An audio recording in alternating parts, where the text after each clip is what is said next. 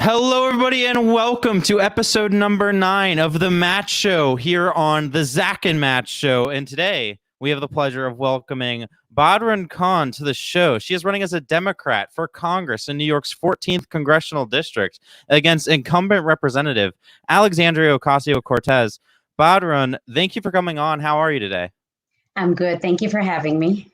Absolutely excited to have you here. And for those who maybe don't know you a little bit as well as others, how would you describe your background? I know you're from a family of immigrants there in New York City. What else should we know about you, and maybe a little bit about your career with your nonprofit before getting into politics? Let's see. So my parents migrated in the 60s. They're from Bangladesh, and they're Muslim. And we grew up basically in Lower East Side Manhattan. So I went to school there. Pretty much I know Manhattan on the back of my head since till I was about 20. And then I moved to Sunnyside, which I've been in this neighborhood for almost 22 years in Congressional District 14. Wow. I have been a controller in accounting for almost 30 years, maybe, or 25 years. Last 10 years, 15 years, I've been in nonprofit. I ran a high school, and I currently work for a nonprofit. I'm the financial controller. So pretty much I do budgets, I do accounting, I do P&Ls, budgets, and that's my job since I've been out of college since 1996. Mm-hmm. I'm married, and I have 2 beautiful daughters, and one is 18 who went to university this September, and I have a 14-year-old who goes to high school. Awesome. So pretty much, and I have been in leadership roles. I actually as a former president for an organization, the Bangladesh organization that led about 14,000 people. So, and I'm also on the community board. That's pretty much my career. I do a lot of accounting, math. I don't think I had other jobs beside accounting world. And I'm pretty much in the community. And as I said, 22 years I've been living here in Sunnyside. Plus, because I was a president of Jalalabad Association, so it was pretty much in the Bronx because it was a big part of my organization. And as you know, District 14 involves Bronx, Rochester, Pelham Parkway. So I'm like pretty much back and forth. Mm-hmm. Yeah, it's certainly a very good background. And I think, I don't know if there's anyone who's watching this from New York 14, but it's definitely nice to have someone with 22 years in the district and being involved at the community level.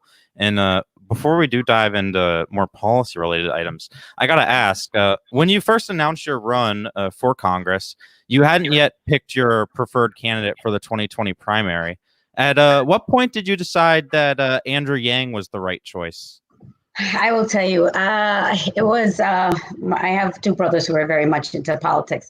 I walked into home, I still remember that day. He's like, did you hear about Andrew Yang? He wants to give $1,000 out to people. I'm like, yes, I did. I pretty much, and they all said, Badrun, he's the future of America. That's what we need. And for me, when I heard about the $1,000, I was thinking, because I work in a community base, the first thing that came to mind was domestic violence. I have seen firsthand when people can't leave their homes because when they do leave their home, they have no income resources. They come back to this battered house. So that was my first, like a light goes up. So we were at home discussing. He's like, why do you think it's good? I'm like, 2 things. One thing is, look at the females that we have in our community that cannot be independent. We have singles mom who is really having difficult times. So from a female perspective, I was thinking about that situation because I was in that situation.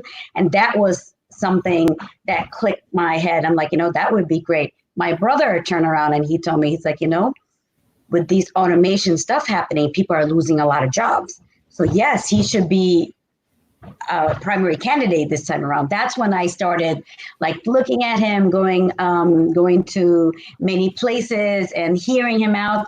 He had a signing event on Sunnyside, 44th Street. I was walking past there, did his petitions a little bit. And I have my campaign director is a very big campaign fan. It was of Andrew Yang. That's how we all got into Andrew Yang. It's just not me, my brothers, my family, and my father. Awesome. My father's 83. He says, "You sure he wants to give you $1,000?" He's like, "Let me home. And then I explained the VAT, and we went into a big discussion. That's what it was. Yeah, that's awesome to hear. And one of the reasons that Andrew got into politics is he kind of looked around at how Donald Trump had won in 2016 and looked up at the problems, and he didn't see anyone was really talking or do anything about it. And he just decided, you know what, I'm going to take the leap and run here for president. What was kind of your own story in terms of how did you decide I'm going to go from being kind of this trying to make change in your community to deciding to move up a notch and make the jump to run for Congress? Oh, let's see. There's a lot of things. I've been in the community for so long. I've always been interested in politics, and we do walk around. I'm so invested in my community because, and I just thought the Congresswoman was not effective in my community. And not around is a very big thing. I think Joe Crowley had the same issue because he was always very Washington based, and most people never saw him. Most people did not. He did not communicate with the immigrants. Didn't communicate with the small business, and I felt like there was a change needed. Great, Ocasio came in. Everybody was very excited. There would be some process where the community could intertwine with the Congresswoman. Didn't work. And I'm not just talking about Queens. Everybody seems to forget about the Bronx. Bronx is a big chapter of that district. And I used to walk around and I used to go there because, as I said, we have a lot of big events in the community. And people felt like their issues are not being heard. The offices are not returning people back. And I felt certain of the policies I wasn't agreeing to, and it was just not, I mean, we have a couple of people, it was just not, I decided, okay, I'm going to do politics today. It was a couple of my friends, family, we have a group gathers, and also it was the time when Andrew Yang did something as an agent. He's giving that prospect that it's time for other people to represent. It's just not one kind. Everybody needs to show themselves in Congress because everybody has issue in our community. And in District 14, we have the most diverse group people can ever know. So we have Guyanese, we have South Asians, we have Asian, we have Latinos, Bosnians, and Nepalis. It's so much multicultural, and I think everybody should get a chance to represent themselves in government and to see what each community wants. Because we have noticed a couple of years, the generation changes. Who's coming in? What's the new, if you go to Jackson Heights, you could understand there's a new population coming in, old population is leaving. So we kind of figure out who's there, what's the changes, what everybody's looking for. And I think that's also a big push was for me. And also the people have to understand not everyone has a computer. Not everybody could tweet every messages. Not everybody could go online. Not everybody knows how to use a computer. So we have to be more, it's great. The social media is absolutely wonderful, but we still have people who don't have access to these things. And I think that's where I felt like some of the policies and some of the way we're relating to people needs to be more handed. And you know what? I like to walk in my district, and I'm a New Yorker, so I come back home. Yeah, and for continuity purposes, when you mentioned Joseph Crawley, that was who AOC had originally primaried to become the current congressman, and I certainly it's you basically you just saw the differences in the current representation and AOC's representation, and you didn't feel that necessarily she was making the right decisions for the very I'd say maybe culturally diverse nature of her district. I want to talk about some of those policy disagreements, some of the areas that perhaps you disagree with her on, and one is you advocate for a universal health care plan, but unlike your opponent Alexandria Ocasio-Cortez, you would not ban private insurance. Why do you believe your position is right and AOC's is wrong? Because, of course, she is a supporter of Medicare for all, which would eliminate nearly 95% of private insurance. Well, let me tell you what the insurance problem. I believe in the universal health insurance. Everybody should have right to get health insurance. but also private could be kept. So let me give you an example about the unions, right? So I worked with because I work for a school, so we had a union benefit, right? So when we negotiated, all these union negotiated better health plans, but they actually took probably 10% cut in their payroll. So they wanted a better health plan. So a lot of these people for years and years worked so they could get a better health plan, better retirement plan. So taking away from them, you're taking what they actually sacrificed. But it's what I felt like, right? And I felt like it's not, if people could afford the private health plan, give them the choice to do it. If they want to change, I think individuals should give them the choice. Like, okay, I want a choice. I don't want the private health insurance. I want to go to the universal health plan or Medicare for health plan. But taking away the choice, I didn't agree with her. That was a big thing.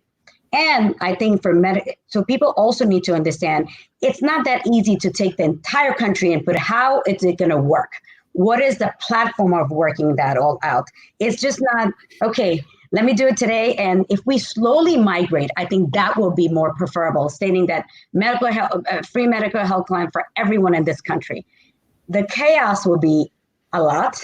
And I think if we do it slowly and migrate into that, it may work. But suddenly banning all of this together, and I just didn't agree with that. And we have to talk about the prescription cost. That's very expensive in this country. Can we negotiate that before we transfer everything because if you see other countries in the world, our medicine is so expensive. I bought a $64 eye drop, which I couldn't. Wow. Yeah. I'm like, I couldn't understand the difference in price. So I Googled it. And in other countries, it was not even 1/3 of that price. So yeah, it's insane. That's where my issue is. It's just insane. So also, if we go to that, do we have a target? How are we going to negotiate it? What is the plan to do that?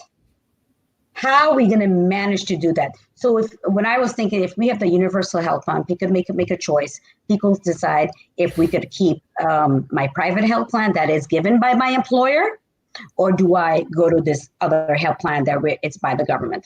Now with the employer, I also have some issues with the employer. How can we negotiate less copay? Also, that's also an issue. The copays are getting very extreme. The deductibles are it's increasing every day. So it's a lot of these plans that I just don't say, let me do this and it's going to work. Would it work? How would it work? What's the plan? Rather than going to a jump thing, let's slowly transition. Let's slowly go over these things so we could do it parts by parts. Like when Obama did his affordable health plan in New York, it was done slowly and it was done properly. So most people did get the insurance, and actually it worked for a lot of people. And it still does. Like I have friends and family who actually have the Obamacare. Well, it's not the Obamacare, it's affordable health care. Yeah, I have to agree with nearly everything you said, because that definitely kind of reminds me of Andrew Yang's healthcare plan. And I, of course, agreed with his. But the one thing that maybe people might have a little pushback on would be saying that we have to do it slowly. And I understand definitely the idea of making sure that we actually have a plan that is pragmatic enough to, one, be able to pass, and two, to not you want to change the healthcare industry without disrupting it for, I'd say, the millions of workers who work in healthcare. But at the same time, some would say, in terms of doing it slowly, I have a family member or a friend who went medically bankrupt last year, and it's ruining their whole life. And I can't bear to see this to happen to one other person, or someone who is chronically ill, and their just medical costs skyrocket every year. What can be done in terms of trying to move like a universal healthcare, affordable healthcare plan forward that's would pass, but try to do it as fast as possible? Well, when I meant slow, I meant the administration slow. Like when you're transferring, that's what I mean. But right now, but I'm saying we should have universal healthcare. That person should be able to get healthcare if he cannot afford the private. If his government is not, his company is not paying for it, he should be able to get universal healthcare. I'm saying slowly. I meant the administration, like when you're moving over, it just like when you push a bill and say, I want free healthcare, people are going to push it back. because we want to make sure when we represent the bill that it's passed in Congress. It's not hold up like all these stimulus packages are being held up, like all these. It's a plan that will work, that effectively people don't get bankrupt with all these medical bills. Because I have seen people who are very expensive. And if you see also with the, let's say with the current Medicaid, the referrals of getting back and forth is just insane. Like, you want to go see this doctor. Yeah. Like, you want to go to this doctor, I need a referral. Don't you want to go to this doctor? You see it. See, my father is 83. He has health issues. My sister's on the phone or every day trying to get all these referrals, but he has Medicare, and the paperwork is a monster. Yeah, it definitely is. I actually know. I've mentioned this in a show, I think maybe earlier this week or last week, but I have a friend who was eligible for Medicare, or it was Medicaid or Medicare, and it was like a 30-page form, and they just gave up because they didn't. Yeah. It was just they're not a lawyer, so, or an accountant. So it's crazy. Another thing. And if you go on the line, sorry. Oh, go ahead. Go ahead. I'm sorry. Okay. No, and if you go into the Medicaid line, it's also insane. Yeah. So I mean, there definitely needs to be changes in the healthcare system. It's the disagreement, I'd say, on the Democratic side of the aisle is just how to get there, which is definitely important. But that's besides the fact. Another issue, and somebody asked about it earlier, was they wanted to know what you thought of universal basic income. And I guess you're running on the universal basic income plan model after Andrew Yang, which would give $1,000 a month to everybody, primarily paid for by a value-added tax. In an interview last year, though, the incumbent AOC, she referred to Andrew Yang's UBI plan and called it a libertarian Trojan horse. And she said that it would gut the social safety net. Is she correct? No. And no. Why are those comments, I guess, coming from like when I try to understand those comments, do you think they're coming from a place of she really feels that way, like she genuinely misconstrued Yang as this libertarian Trojan horse, or was it perhaps maybe I try not to attribute bad motives on people, but maybe purposeful like dissemination of, because if you look at the facts of Andrew Yang's plan, and it'd be the plan that you would run on, the idea that it would gut the social safety net's just not true. It's stacked on top of Medicaid, Medicare, Social Security. It would raise the income floor for the bottom 90, like 90, I think it was 94% of Americans. Yes. But so kind of how do you see that statement in I guess the broader picture? Do you think there was any motives behind it, or she was just mistaken?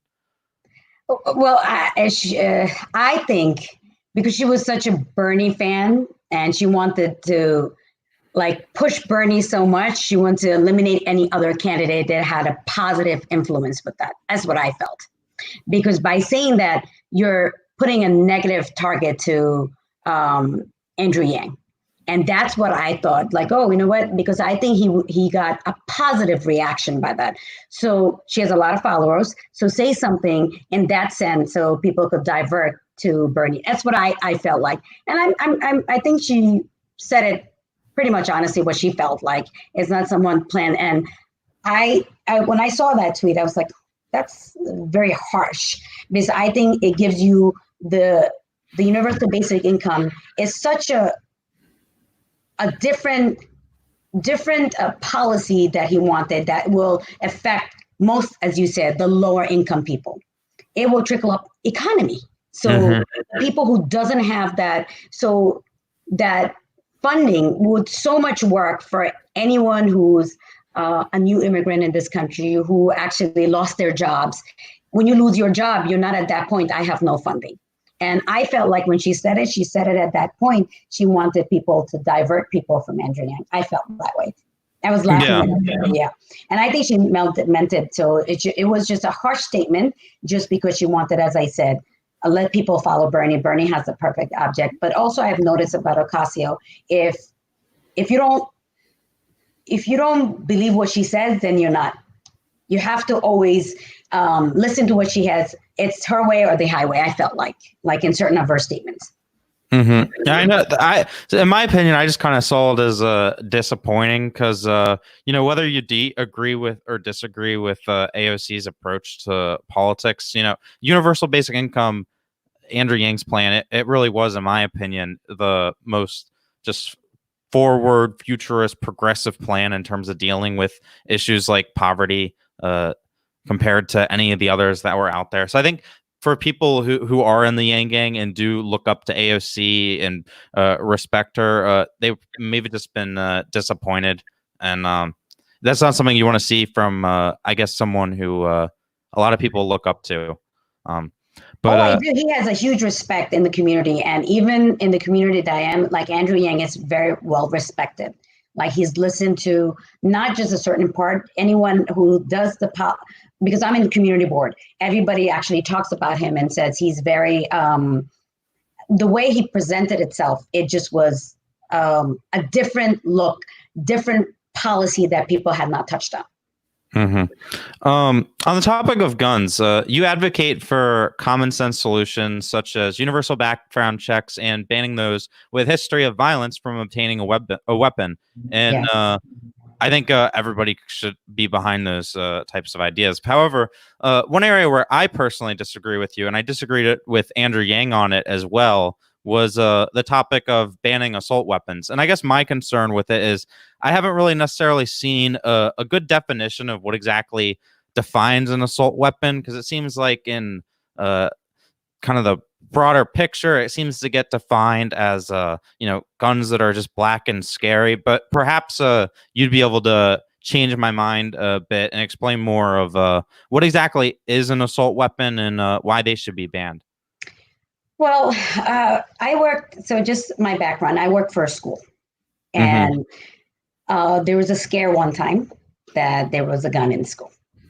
So it was I can't remember, it was a rifle. I can't remember the exact what it was. I can't remember the exact, and the rifle was found, I think, or not found, I don't know. We had to shut down school. Like everyone had to come out of the school. Nobody knows if it was found. It was just kept quiet. So for that instant, and New York, New York is very much against the gun laws. That we're very we've been safe, and having any type of assaults, any type of guns, having allowed them to walk into the school, walk into any premises, it creates a risk benefactor. And being that I work for a high school, and I work for another school as my daughter's school, who also had that issues, like there was a bomb at one time. Allowing those rifles or allowing those assault guns to come in or having them a permission, does it benefit from protecting anyone? It does, according to our Constitution. You could have it, you could protect yourself, but carrying it, does it effectively protect you? Does it? These assault rifles, if you can find one, what do you think? I mean, personally, I don't think guns belong in schools at all. I'm just saying what happened, yeah. Like a school resource officer, but I do think there's I guess a difference between completely banning them outright and then just saying, I don't like it. Doesn't make sense to me to have people like walking around like with AR-15s slinged along their back, like around in public, stuff like that. But I do think if there's someone who lives in a really rural area and they like shooting a long rifle, or they like to go hunting, or maybe the nearest police station is 30 minutes from their house and they're concerned for their safety. I do think as long as they pass those universal background checks that should be in place, they aren't have a history of domestic abuse or anything like that. I do think that they should, according to the Constitution, have a right to a quote unquote assault weapon. Yeah, they can bear one, yes. But I think there should be limited, if not a kind. There's a kind not to bear them, because as I said, if you allowed anyone to just have a rifle, just walk in, they could walk anywhere. That's where my concern is. Yeah, they could walk in anywhere, could school to hospital if they bear the arms. But thing is, do they need it all day long? I understand in a rural area, but let's say a city, let's say of New York, do they need it to carry like an arm each time they go out? Because I have a couple of friends who's are officers, and when they're, but that's what their job. But I see how they close the door and they lock the kids, and they have keys and they have a lock on top of that. And they said, "Look, this is my job, but I still am concerned. You never know what happens." Yeah. I mean, I think isn't correct me if I'm wrong, but hasn't like New York City itself already kind of banned assault weapons? Yeah. So yeah, I mean, I do think it makes sense maybe in certain localities, just because population density is so high. And I know another thing that just factors into this whole conversation is just the topic of mental health. How much do you think that factors into not just like the kind of the upward trend of mass shootings that we've unfortunately seen in recent years, but also just in terms of like skyrocketing depression and suicides and the drug crisis? How much does that factor in, and what can be done to address mental health? Well, right now, mental health is a big factor. Just not with the COVID, it's been a factor. And I think we need to open more clinics, more behavioral issues, mental health issues, because I'm very worried what's going to happen now, because I think the homeless issue is also part of a mental health issues that people have. And that is also going to be a big policy that I want to put in, that we need to make sure we have better sources of getting mental health clinic advising. And like even the city, state hospitals, we need to have a better clinic of how can we deal with this mental health clinic. Right now, also in New York City with the COVID, our mental health, it's just way up there. I just saw a certain number. Domestic violence went up, mental health clinics, suicide is going up. And we need to consider this factor, not because of pandemic, it's an issue in this country, I think. With mental health clinic, there's the drug abuse, it's a lot, but I think it starts from mental health. We need more, I don't believe in so much medicine right away. I think we need to have therapists, we need to have better clinics, we need to have people go to these clinics, and also, there we go, we need to have payments for these issues. So I'm a big factor of mental health clinic, because also with the community I work with, some people never went to a mental health clinic because they couldn't even get the translation.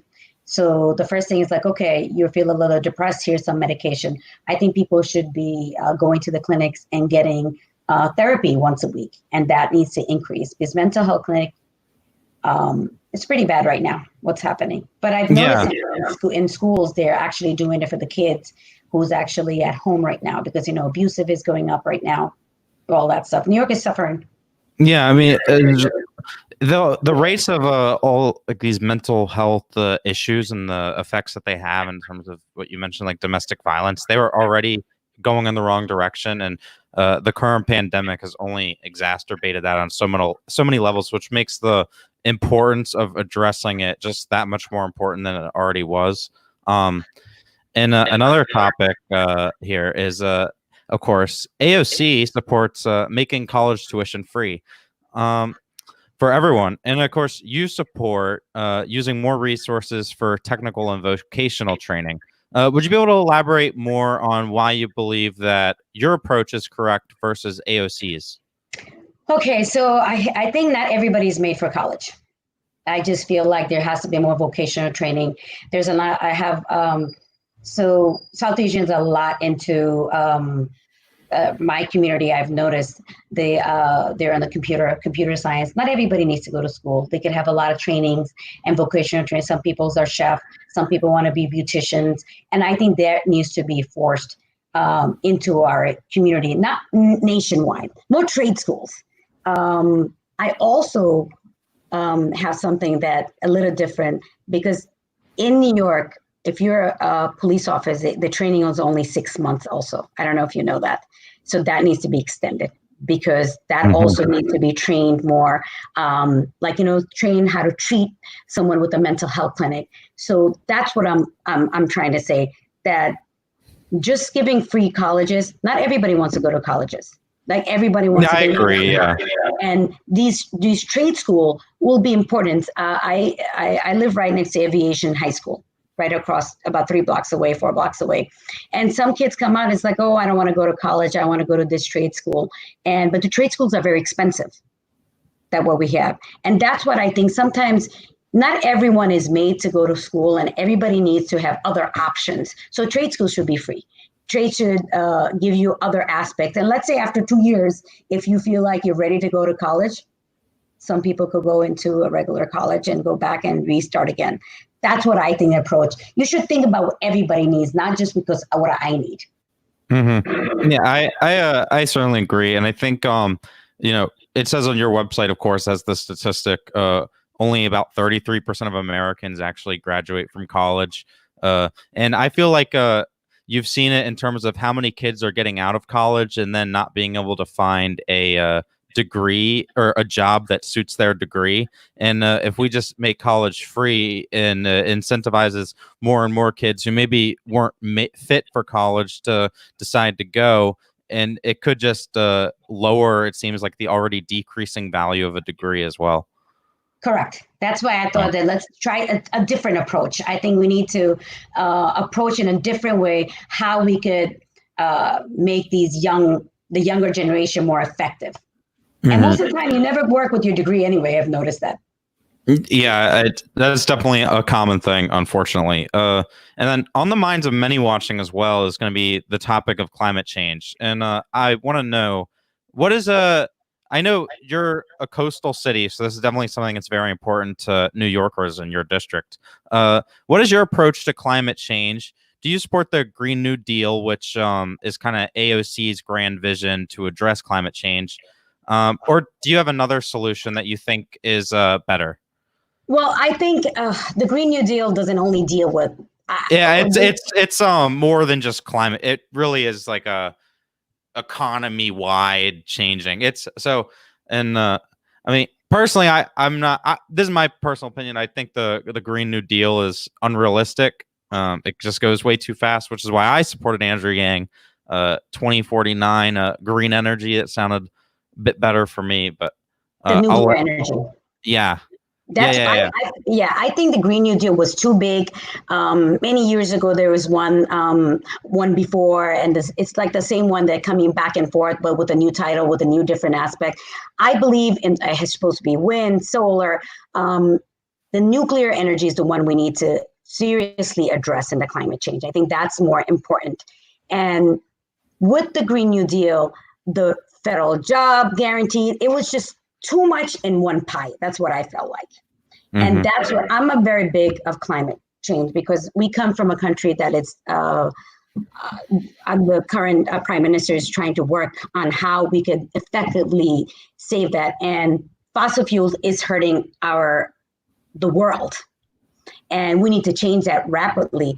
But you need to do it in such a way, the same thing what Andrew Yang said, nuclear energy. It's just the way to do it. But in that sense, I think it's a 2050, if I'm not mistaken. So did Biden. Yeah, it might have been 2050. I forget exactly. Yeah, so I'm also a big fan. I'm not a big fan of the Green New Deal.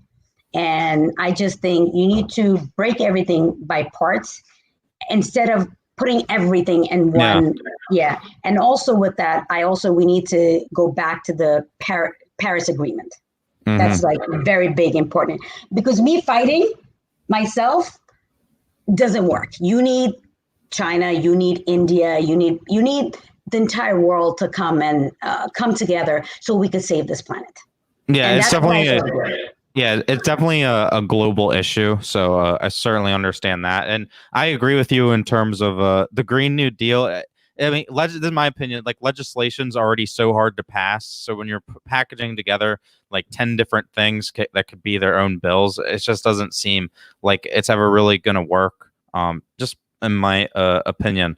But one thing is, like, on something like the Green New Deal, for example, is AOC does have a significant national following. A lot of her proposals are very popular among progressives. A lot of them were adopted by Bernie Sanders. He was pushing the Green New Deal.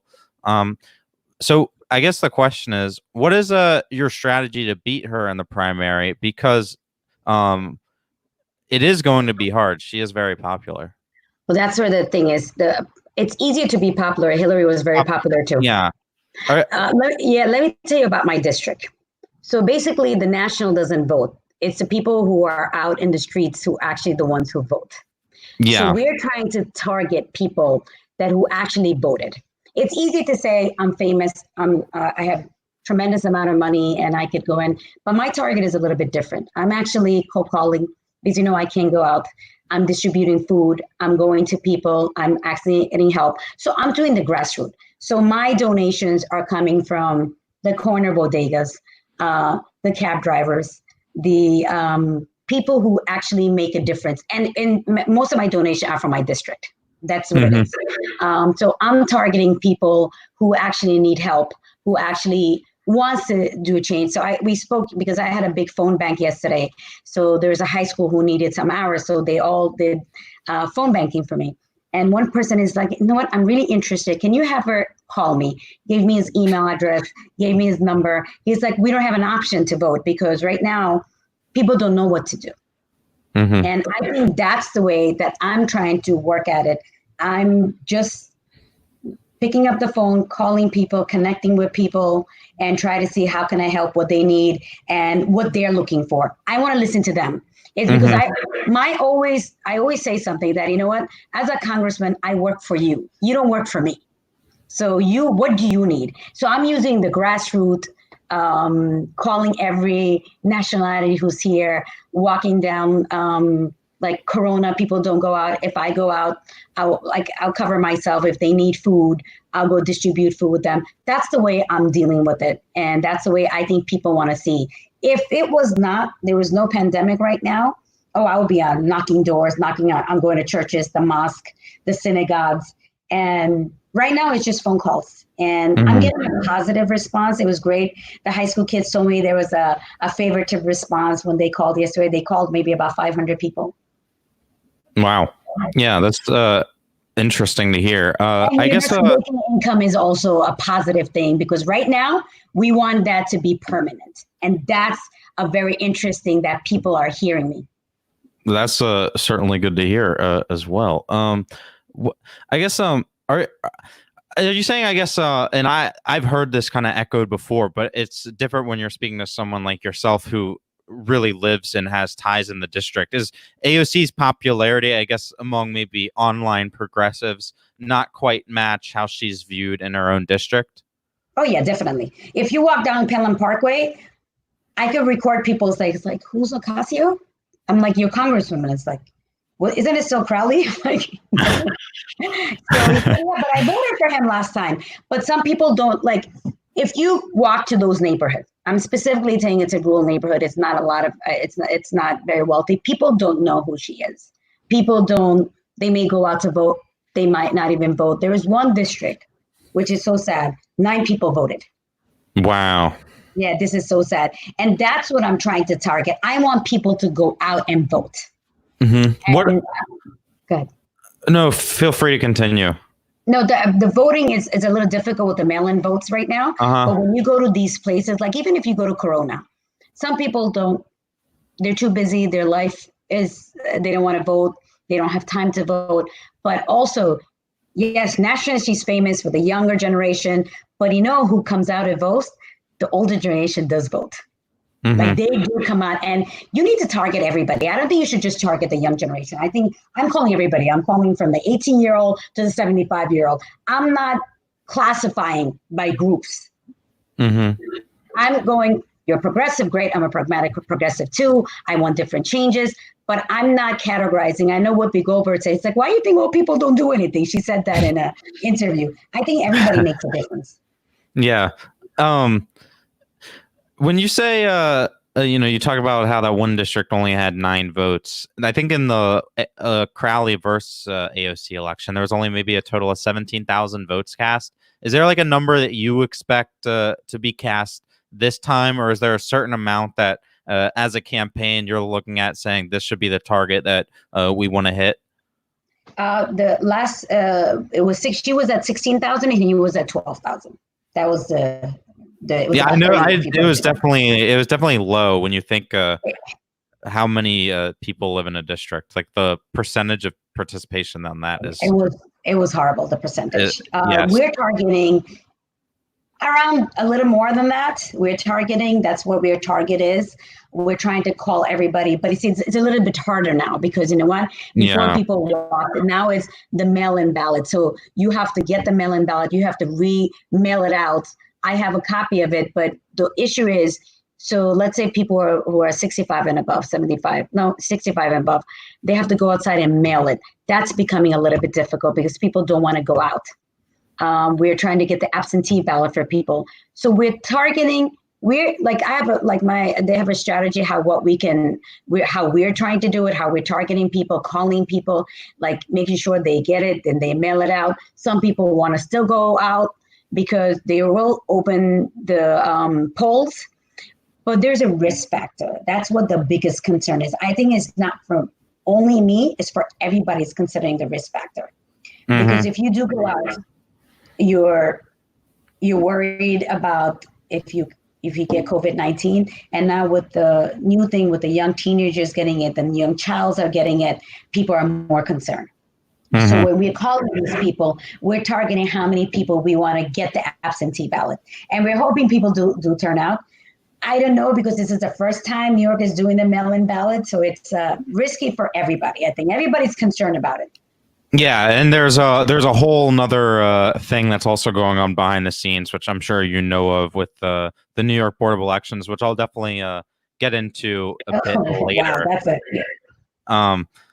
But besides AOC, do you have any other opponents in the primary that you've I guess are looking to differentiate yourself from? I'm not sure. I know these Democratic primaries, things can kind of get I don't know, I don't know if there's gonna be a debate or anything like that. I guess, what is kind of the state of the race, the way you see it now, between yourself and all your various opponents? Well, we have Michelle Cabrera-Caruso, who's also running. I can tell you what I distinguished from her right away. She just moved into the district about 3 weeks ago. Oh, wow. And she just moved in, and she was a former Republican. And she just took maybe a couple of months or maybe a year, maybe she just changed to a Democrat. She wrote a book on small government. So my ideology and her ideology differs a lot. And just reading her book is like, okay, and then how much does she know about the district? Does she know what everything is? And that makes it a big concern for me too. So I can distinguish myself right away from that. And there's another person, Sam Salone. We don't know much about him. Very little I had about him, but right now, if there's a debate, there will be between four of us. There's four. It's Ocasio, it's Michelle Cabrera-Caruso, and Sam Salone, and myself. And independently, I would just say I'm the only Democrat, born Democrat. So my father said, "You're never going to change your party." I'm like, "No, Dad, I'm a Democrat." So I think I'm the original Democrat. That's what I feel like. Yeah, I think we'd love, me and everybody watching, we'd love to see that debate. And I didn't know that was it Cabrera-Caruso, yes, Michelle Cabrera-Caruso. Yeah, only lived in the district 3 weeks. That's that's kind of interesting. But she was a former reporter too, so she knows every CEO, every CFO in the world. CNBC, correct? CNBC, yes, CNBC. So she knows a lot of people, and everybody said, "Well, she has a lot of funds." Yes, I work for nonprofit. I did not work for people who are very wealthy. I work for people so I could help people. She had a different job. She worked for the media. Of course, she's going to have funds. And I think every new person who comes out now to do any type of election, they don't get the equal media that other people do. Oh, how much money do you have? That's the first thing. I'm like, why do you look at my policy? Why don't you look, what can I do? Where am I from? Am I from the district? Am I not? I think that should be very important. And I think if I do go, I think anyone who runs for Congress should be part of that district. I know you don't need to, but because I know my district more than anybody does. Yeah, I think it should be a prerequisite for running for Congress in a district. You should have some experience in the district. But let's talk about some of the issues that are important to your district and local to your district. One of them is, of course, last year Amazon was going to move or create a second headquarters in New York City. but then it was canceled after vocal opposition from your own Congresswoman, Alexandria Ocasio-Cortez. It would have created 25,000 jobs in your district, but it was scrapped. You've said before on Fox News, you had a Fox News interview back in the fall, which I, of course, watched in my prep for this, that AOC made the wrong judgment here. Are there any other mistakes that you believe AOC has made during her time in office? And this kind of echoes a comment that was made earlier by a chatter who's watching named Mark. Well, just to go back to Amazon real quick about the 25,000 jobs. Beside the 25,000, though, people are not understanding the indirect job that was affected, like the small businesses would have been affected. That's what my concern is. I'm an immigrant family who I know how most of the immigrants were hoping, not just immigrants, the small business owners were hoping certain jobs would open up because not everybody works for every corporate company or works for every business. They have their own business. They have restaurant business. They have nail salons, dry cleanings. There's a lot of things that people, and that's where my biggest concern is. Yes, there was a big opposition, but people were for it too. So rather than like just pushing everything away, maybe we could have negotiated a better deal. Beside that, the opposition, like Queensbridge is right next to where Amazon was going to be. You should have seen people were like pretty much like upset because it's a very low income individuals who are from there. So that was a mistake in my sense. I felt like you're just thinking about a certain portion of it, not putting both parties together. Mm-hmm. And great, you pushed it away. You pushed jobs away. Not the jobs from Amazon, the other jobs that were going to come related. Maybe we could have worked something out and put more money into the infrastructure of Queens, like the 7 trains. We don't have enough funding as the MTA or so to fix the infrastructure. We should have said, you know what? You need to pour more funding in our infrastructure. You need to create parking spots. Like a lot of things could have been worked out, but before anything was worked out, it was just pushed so hard. And I think that was a mistake in that sense that right now, look, we don't have jobs at all. Mm-hmm. People are like, maybe there would have been a future, maybe in a year or two would have jobs. So I think that's concern. And then there's another one. She says she wants to take people out of poverty. How would you take people out of poverty if you don't create jobs? That's like, I know she said she was at a thing. She said, oh, I want to get people out of poverty. What's her ideology of getting people out of poverty? For me, it would be the universal basic income, but she didn't even support that. So that's a mistake, like pushing someone who's giving you jobs. Now, how is her ideology of getting people to get people out of poverty? Mm-hmm. That's what I thought those are mistakes that I felt like, but I know there was some concern about parking spaces, about concern about traffic, but all should have been dealt out with them before you force something to leave. Mm-hmm. And again, I don't talk about the 25,000 jobs. I talk about the indirect jobs.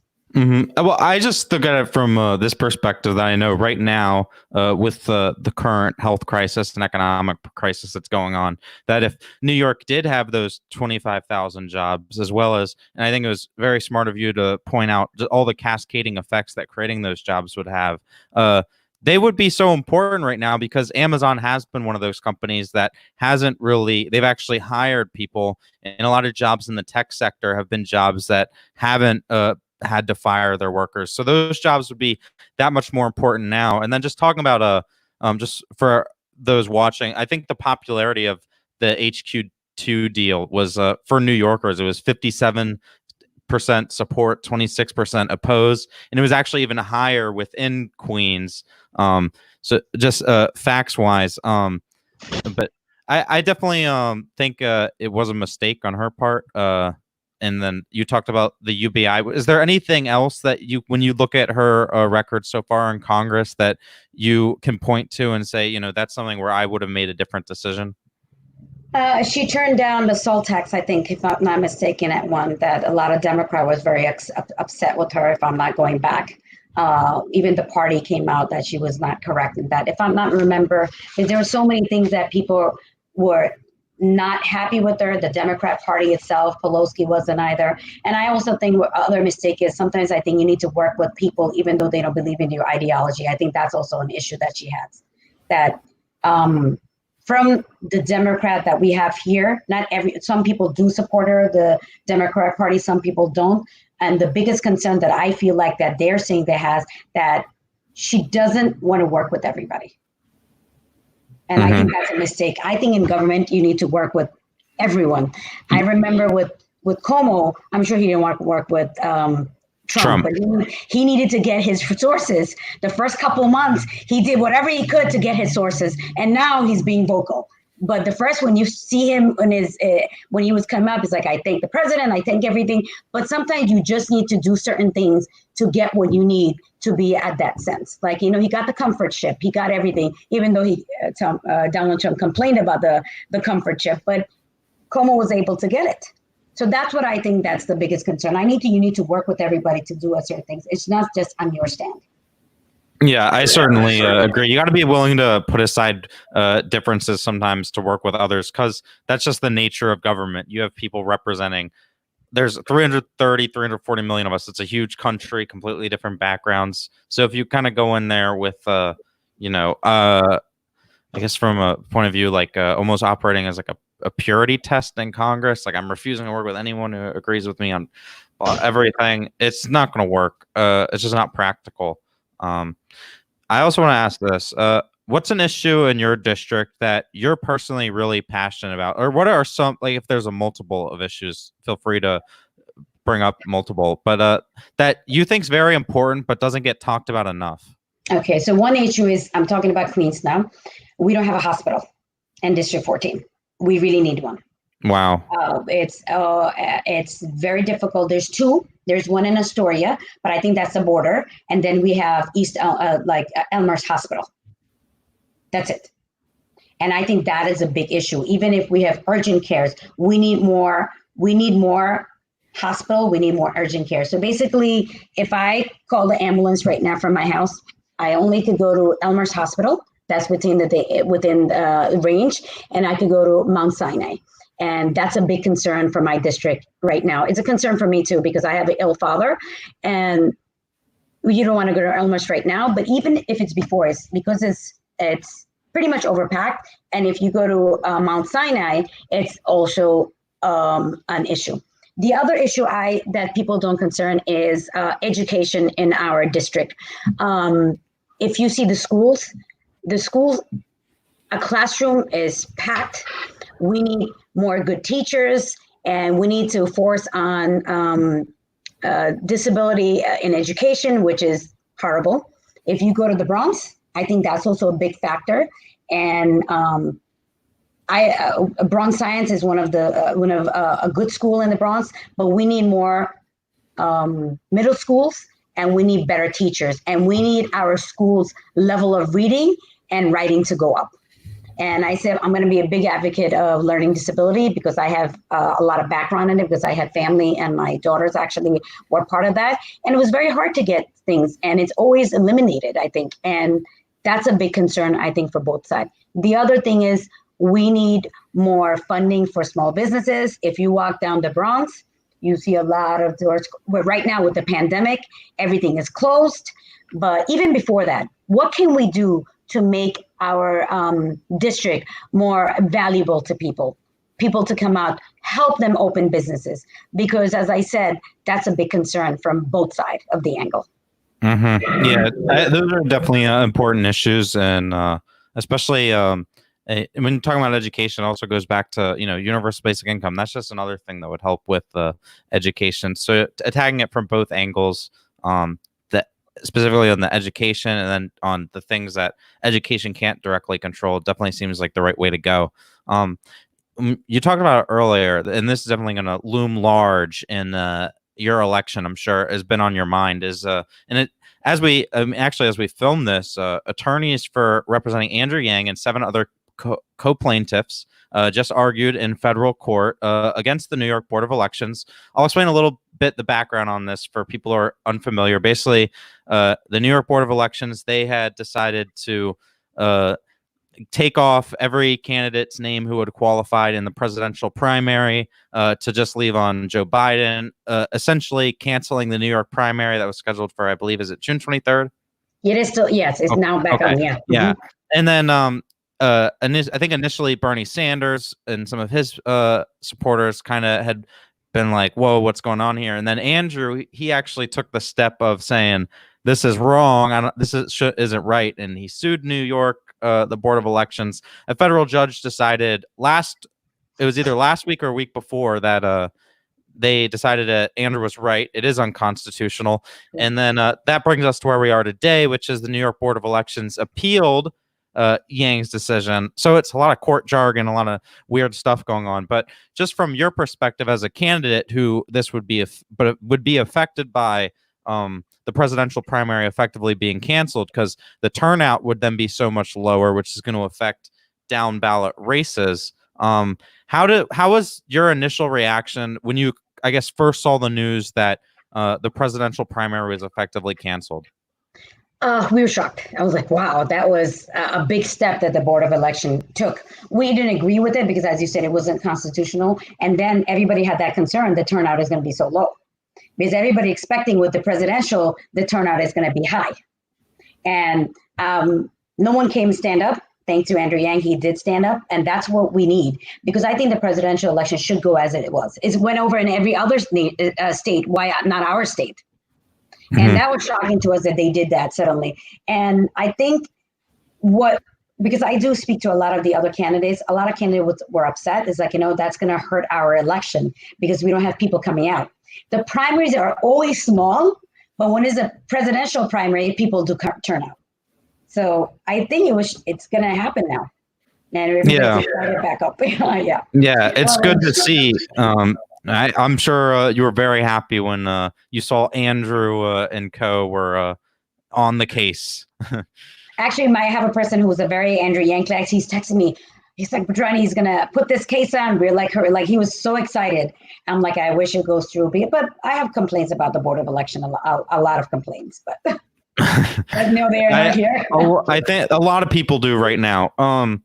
Were you disappointed by once the judge had ruled that it was unconstitutional? Were you disappointed when the New York Board of Elections still decided, hey, we're going to appeal this? And I mean, I just look at it from even just removing yourself from New York City, and you think about there's literally a general election that's going to be going on in November with across the nation. You have President Trump, and Democrats talk about all the time how they're very worried about GOP voter suppression and voter suppression efforts. If I'm Donald Trump and I see, hey, New York canceled their election, that doesn't seem like such a bad idea.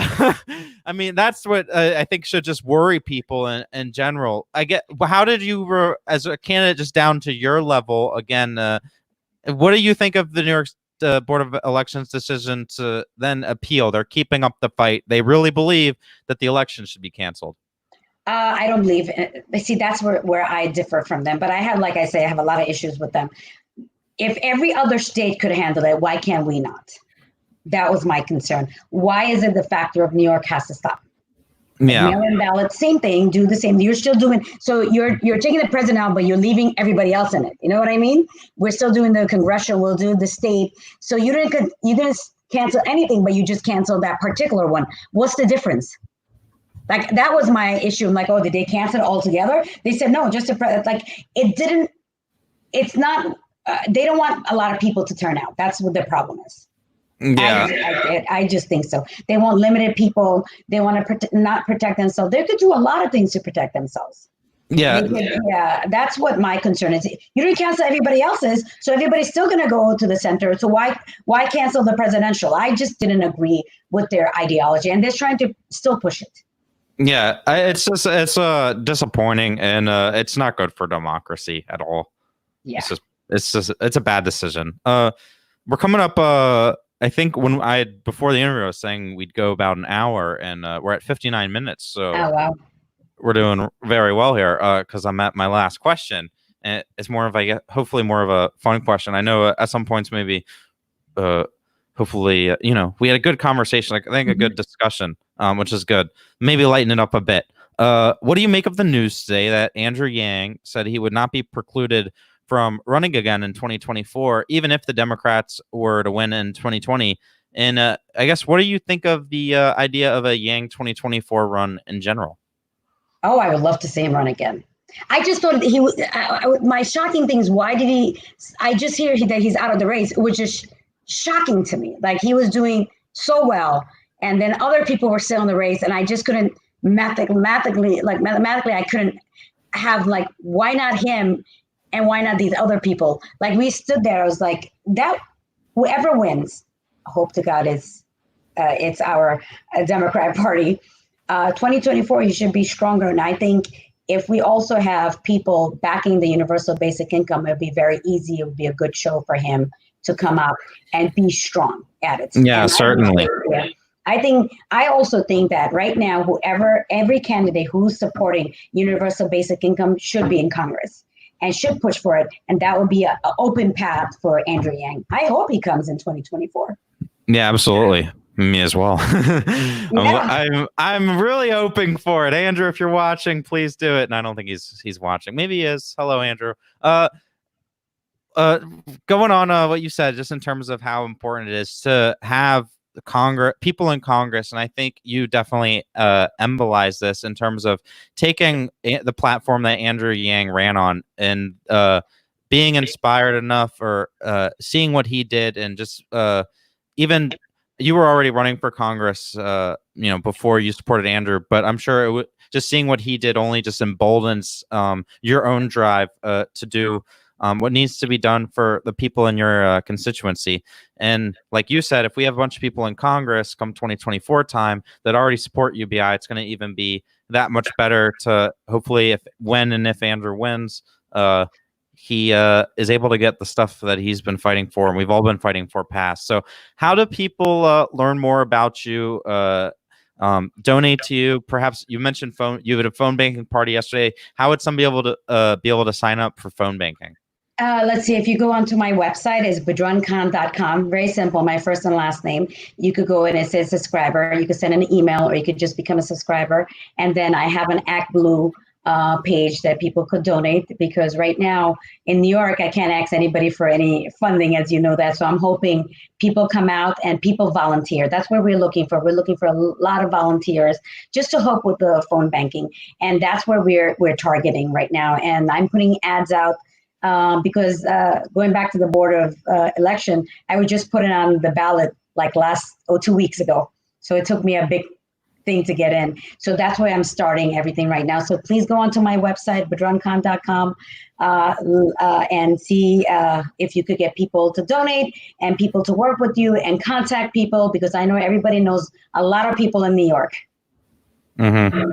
Yeah, huge city. Link for your website is down in the description below. Everybody, make sure you check it out. Badrun, I really enjoyed the conversation. It was great to have you on today, and I wish you the best of luck in your congressional race. Hopefully, New York BOE doesn't screw it up.